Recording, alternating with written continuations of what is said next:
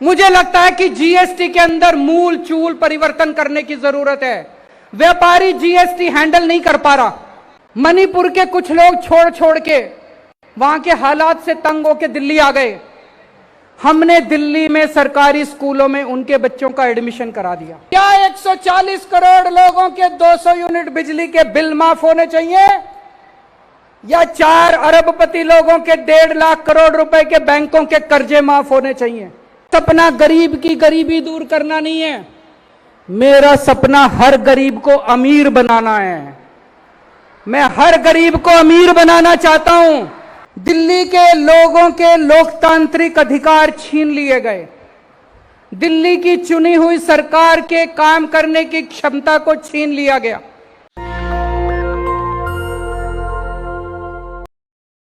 स्वाधीनता दिवस के पावन पर्व पे सभी दिल्ली वासियों को, सभी देशवासियों को बहुत बहुत शुभकामनाएं, बहुत बहुत बधाई।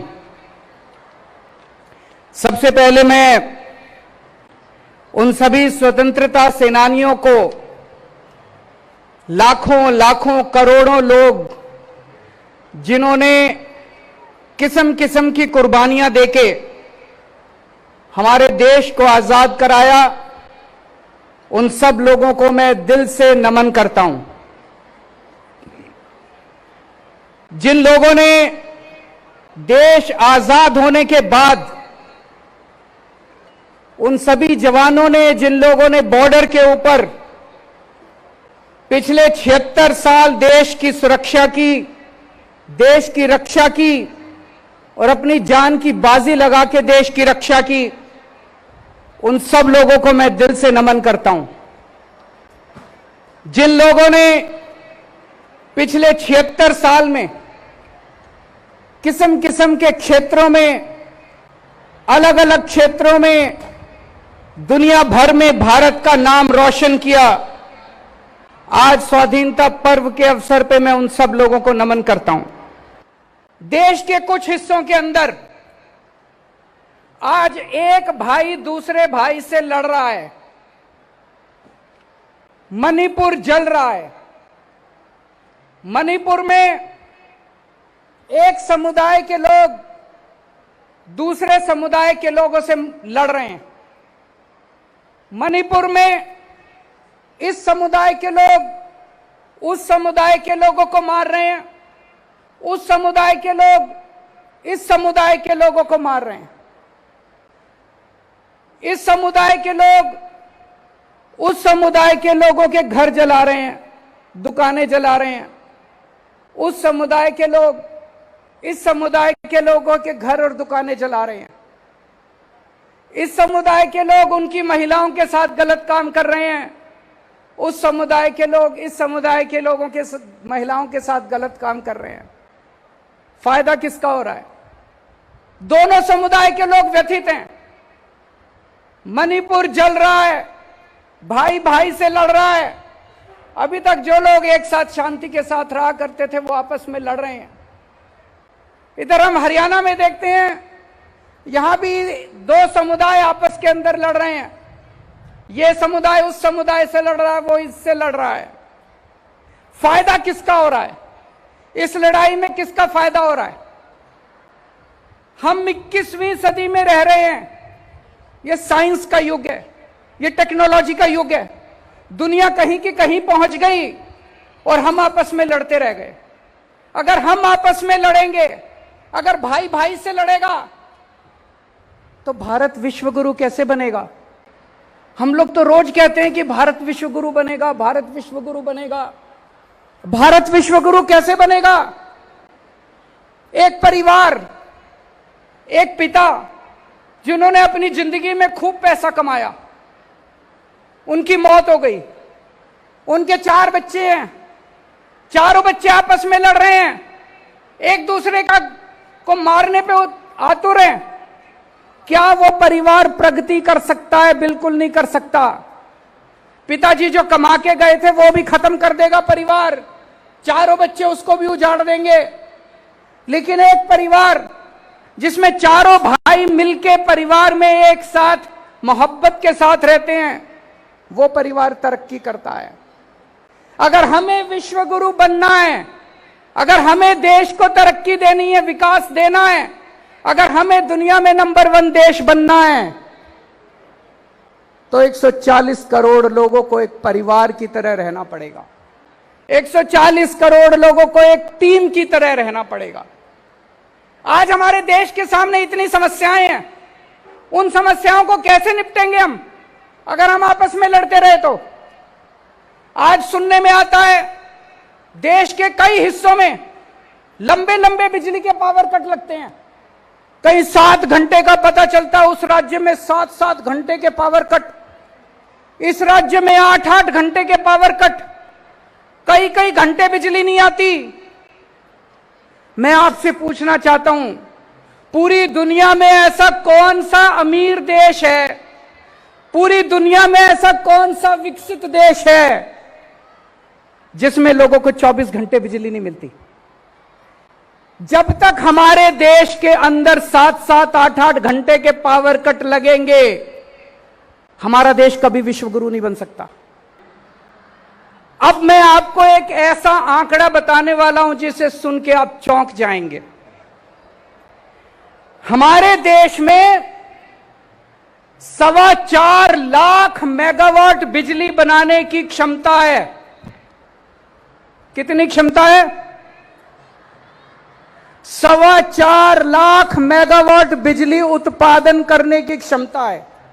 यानी कि हमारे देश में इतने पावर प्लांट हैं कि वो सारे अगर 100% क्षमता पे काम करें तो 4.25 लाख मेगावाट बिजली बना सकते हैं। और हमारे देश की बिजली की डिमांड कितनी है? पीक डिमांड, यानी कि सबसे ज्यादा डिमांड। जैसे दोपहर के टाइम में सारे लोग एसी चला लेते हैं तो सबसे ज्यादा बिजली, उसको पीक डिमांड कहते हैं। पीक डिमांड हमारे देश की केवल 2 लाख मेगावाट है। हमारी 4.25 लाख मेगावाट बिजली बनाने की क्षमता है, लेकिन केवल 2 लाख मेगावाट बिजली की डिमांड है। फिर भी बिजली नहीं आती, फिर भी पावर कट लगते हैं, फिर भी हमारे घर में बिजली नहीं पहुंचती। क्यों? क्या कारण है? मिसमैनेजमेंट, भ्रष्टाचार, लैक ऑफ विजन। अगर हमें अपने देश के 140 करोड़ लोगों के 200 यूनिट तक के बिजली के बिल माफ करने हैं तो केवल 1.5 लाख करोड़ रुपए का खर्चा आएगा। और अभी हम अखबारों में पढ़ते हैं कई बार कि 4 बड़े बड़े अरबपतियों के 1.5 लाख करोड़ रुपए के बैंकों के कर्जे माफ कर दिए। मैं आज देश के सामने 2 विकल्प रख रहा हूं कि क्या 140 करोड़ लोगों के 200 यूनिट बिजली के बिल माफ होने चाहिए या 4 अरबपति लोगों के 1.5 लाख करोड़ रुपए के बैंकों के कर्जे माफ होने चाहिए? देश तय कर ले, जो देशवासी कहेंगे वही होना चाहिए। एक और बात मैं आपसे प्रश्न पूछना चाहता हूं, जब तक हमारे देश में पैदा होने वाले हर बच्चे को अच्छी शिक्षा नहीं मिलेगी, क्या हमारा देश विश्व गुरु बन सकता है? नहीं बन सकता। आप कोई अमीर देश उठा के देख लो, Japan, France, Tokyo, America, Canada, Italy, कोई यूरोपियन कंट्री उठा के देख लो, डेनमार्क, स्वीडन, कोई अमीर देश उठा के देख लो, वहां हर बच्चे को, चाहे अमीर का बच्चा हो चाहे गरीब का बच्चा हो, अच्छी से अच्छी शिक्षा मिलती है। सरकारें शिक्षा देती हैं, गरीबों को सरकारें अच्छी से अच्छी शिक्षा देती हैं सरकारी स्कूलों में। सपना गरीब की गरीबी दूर करना नहीं है, मेरा सपना हर गरीब को अमीर बनाना है। मैं हर गरीब को अमीर बनाना चाहता हूं और हर गरीब तब अमीर बनेगा जब उसका बेटा इंजीनियर बनेगा, जब उसका बेटा डॉक्टर बनेगा, जब उसके बेटे को शानदार शिक्षा मिलेगी। हमारे देश में कितने गांव ऐसे हैं दूर दूर तक, अगर छोटी सी बीमारी हो जाए, मैंने देखा है सोशल मीडिया में, आपने भी देखा होगा, दो लोग चारपाई पे उठा के उसको इतनी दूर चलते जा रहे हैं और अस्पताल तक पहुंचने के लिए। मैंने हिसाब लगाया है, देश के कोने कोने में मोहल्ला क्लिनिक खोला जा सकता है। 1 लाख मोहल्ला क्लिनिक खोलने के लिए पूरे देश में कोने कोने में 1 लाख मोहल्ला क्लिनिक खोलने के लिए केवल 10,000 करोड़ रुपए चाहिए। 10,000 करोड़ रुपए तो कुछ भी नहीं है। 10,000 करोड़ रुपए 2 साल के अंदर पूरे देश में कोने कोने के अंदर, देश के कोने कोने में, गांव गांव के अंदर मोहल्ला क्लिनिक खोले जा सकते हैं। 1 लाख मोहल्ला क्लिनिक खोलने के लिए केवल 10,000 करोड़ रुपए चाहिए। आज इतनी महंगाई है, अभी अभी एक सर्वे आया थोड़े दिन पहले, पूरे देश में सबसे कम महंगाई दिल्ली के अंदर है, 2%। बाकी राज्यों में 6% महंगाई है, दिल्ली में 2% महंगाई है। क्यों? क्योंकि दिल्ली में बिजली मुफ्त है, पानी मुफ्त है, शिक्षा मुफ्त है, महिलाओं का सफर मुफ्त है, इलाज मुफ्त है। इसलिए दिल्ली में सबसे कम महंगाई है।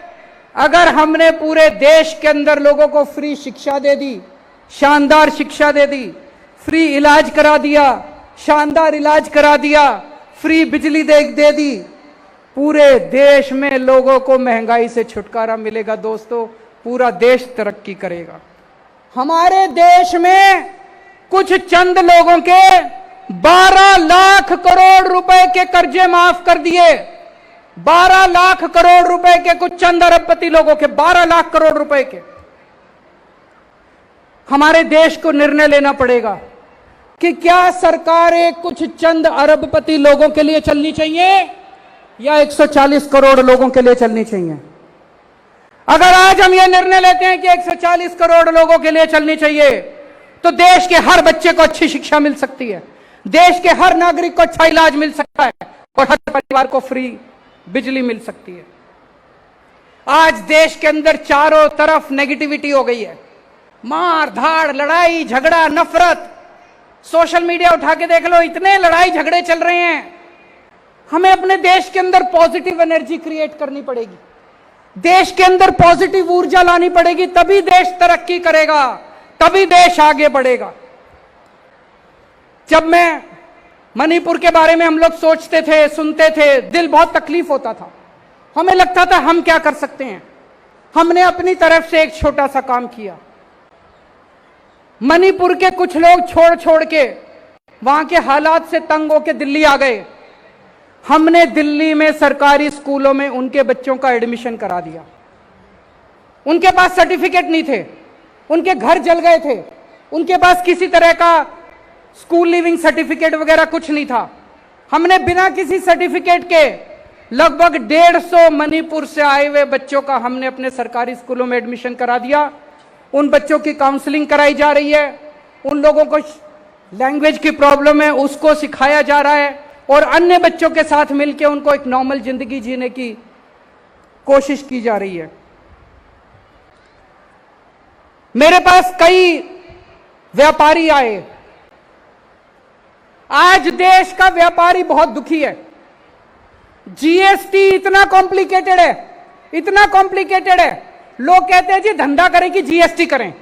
हमारे देश का उद्योगपति ईमानदारी से काम करना चाहता है, लेकिन हमने सिस्टम ऐसा बना दिया कि उसको जानबूझ के बेईमानी करनी पड़ती है।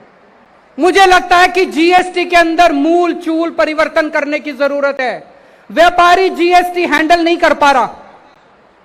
चाणक्य ने एक बार कहा था कि जब कोई राजा टैक्स लेता है तो उसे ऐसे टैक्स लेना चाहिए जैसे मधुमक्खी बड़े प्यार से फूल से शहद निकालती है और फूल को पता भी नहीं चलता कि शहद निकाल लिया गया।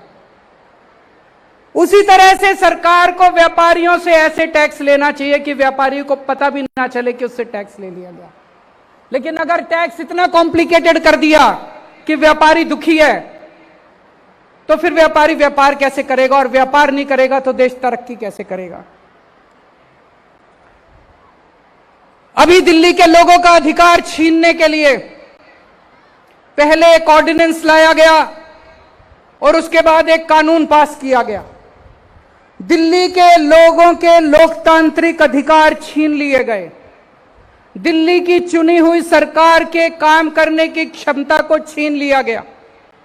मेरे पास बहुत लोग आ रहे हैं, मुझसे पूछ रहे हैं अब आप काम कैसे करोगे। आज मैं स्वतंत्रता दिवस के पावन अवसर पे दिल्ली के 2 करोड़ लोगों को यह आश्वासन देता हूं कि जो मर्जी हो जाए, जो मर्जी पावर छीन लें, हमारे 2 काम जारी रहेंगे। एक तरफ हम पावर वापस आपको, आपकी पावर वापस दिलाएंगे, दिल्ली के 2 करोड़ लोगों को आपको अपने अधिकार वापस दिलाएंगे। इसकी लड़ाई हम सुप्रीम कोर्ट में लड़ेंगे।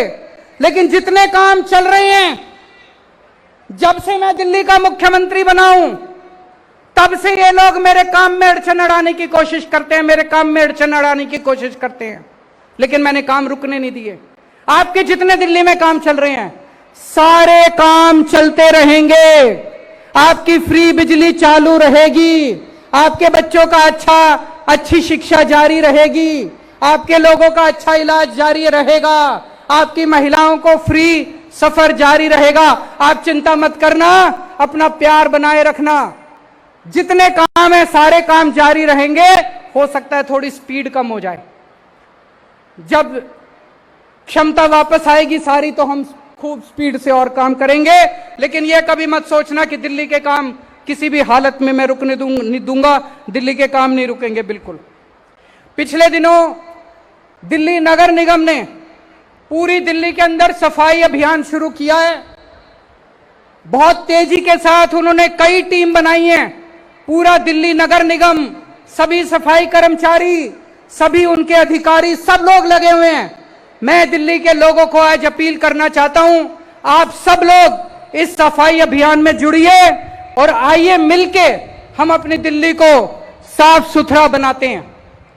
आने वाले दिनों में मैंने अपने सामने 3-4 मेन काम रखे हैं। एक, पानी पे काम करना है और मैं कर रहा हूं। दिल्ली के हर घर 24 घंटे पानी पहुंचना चाहिए और टूटी से साफ पानी आना चाहिए। यमुना की सफाई करनी है, उस पे हम लोग लगे हुए हैं। जो सड़कें टूटी हुई हैं सारी सड़कों की रिपेयर करानी है और दिल्ली की सड़कों को यूरोपियन स्टैंडर्ड का बनाना है, साफ सुथरा बनाना है। इन सभी कामों पे हम लोग लगे हुए हैं। फिर से अंत में केवल एक ही चीज कहूंगा, हम सब लोग अपने भारत को बहुत प्यार करते हैं, हम सब लोग भारत माता को बहुत प्यार करते हैं। लेकिन अगर हम आपस में लड़ेंगे तो भारत कहीं आगे नहीं पहुंच पाएगा। हमें लड़ना नहीं है, देश के 140 करोड़ लोगों को मिलके एक टीम की तरह, एक परिवार की तरह काम करना है। और जिस दिन हमने मिलकर काम करना शुरू कर दिया, दुनिया की कोई ताकत भारत को दुनिया का नंबर 1 देश बनाने से नहीं रोक सकती। भारत माता की। नेशनल दस्तक की आपसे गुजारिश है कि अगर इसको बचाना चाहते हैं तो नेशनल दस्तक को सब्सक्राइब करने के लिए रेड कलर के सब्सक्राइब बटन को दबाएं, फिर बेल आइकन की घंटी दबाएं। नेशनल दस्तक को बचाने के लिए बहुत जरूरी है कि हर खबर को शेयर करें, लाइक करें, कमेंट जरूर करें।